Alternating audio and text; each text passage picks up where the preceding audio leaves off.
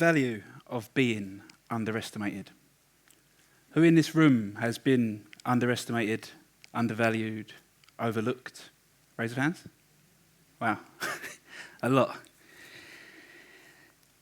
Nothing fuels me more than being counted out or underestimated. The thing that drives me most is the point to prove people I can do it, I will do it, so watch me. Underestimation. What does that look like? Leaving school, I had hardly any GCSEs. I didn't go to university. I didn't know what I was going to do. I think I had over 20 jobs within the first year of leaving school. I tried all types of jobs. People may look at this as someone that's confused or lost. I looked at it as someone trying to find their feet. Growing up, I was always buying and selling. I always had an entrepreneurial mindset. So I knew I was always going to have my own business. I just didn't know what. My first side hustle / business was a candle business. Didn't know nothing about candles. It didn't last very long. I left my entire stock in my van on the hottest day of the year. So I come back, everything was melted. Who would have thought that candles melt? But my parents give me one bit of advice, which always stuck with me, was get a trade. You can go anywhere in the world, and you can charge what you like. So for me, that was a golden ticket, and that was what I was going to do. So I tried plumbing, hated it. Toilets, dirty water, weren't for me. Tried electrics. Didn't really like it because the fact that you can touch a live cable and kill yourself, again, wasn't for me. So I sort of fell into air conditioning.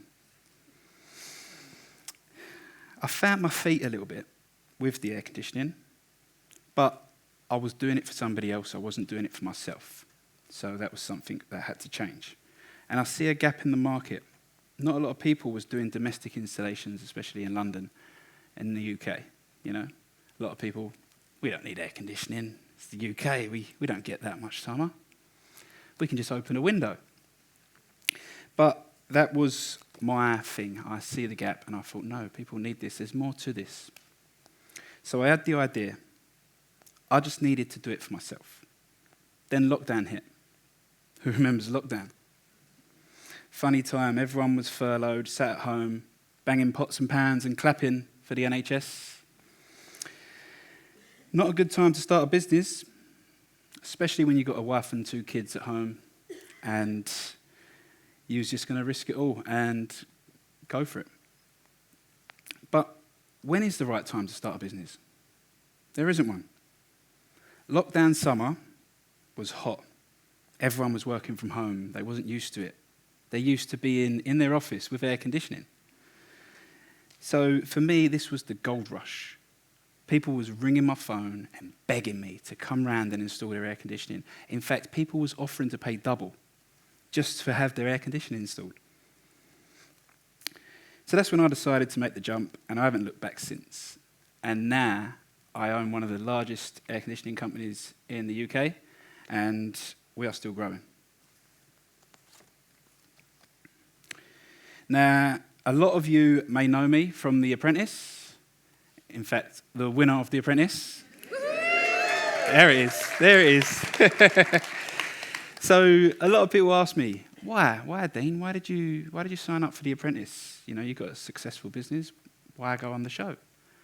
For me, it was a point to prove. I needed to prove this point. I can do that. I've watched the show for years. I've always been a fan. And I've always been a sofa judge, sitting at home, thinking, why are they doing this? Why not do that?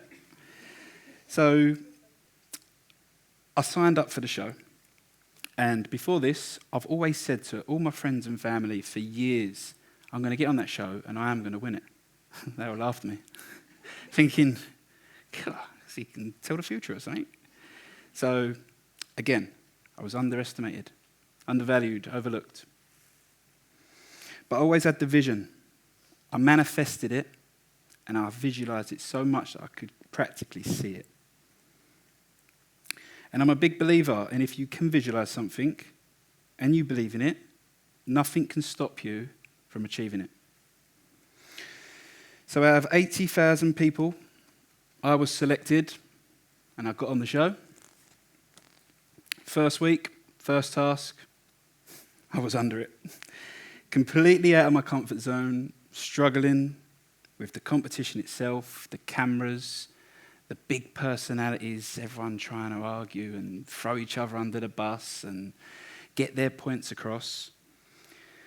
So I found myself again struggling and trying to find my feet in an uncomfortable situation. But this was the fuel I needed. Underestimation is a powerful fuel source. And this pushed me to do things I wouldn't normally do. We done a women's fashion task. I know nothing about women's fashion. But I had to do something. So I found myself doing what I know best, is selling. So I was selling the product and I sold the most on the team, which I won.